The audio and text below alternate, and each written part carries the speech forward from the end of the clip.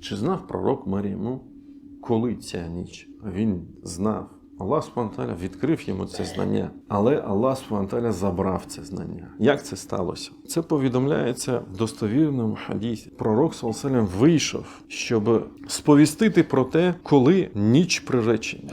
Але в цей момент дві людини посварилися з мусульман. І він сказав: я вийшов до вас, щоб сповістити вас про ніч перед визначенням. І дві людини з вас посварилися. І це знання було зібрано, піднято. Потім, що каже посланець Аллаха? Будь може, це в цьому є благо для вас. Шукайте її в 9, 7 або 5. Тобто мається на увазі 29, 27, 25 ночі. Сахіх Муслім. Коли ж ця ніч? Однозначно те, що, скоріш за всього, Аллаху Та'аля А'лям, що це обов'язково останні 10 ночі, і це обов'язково нічотні ночі.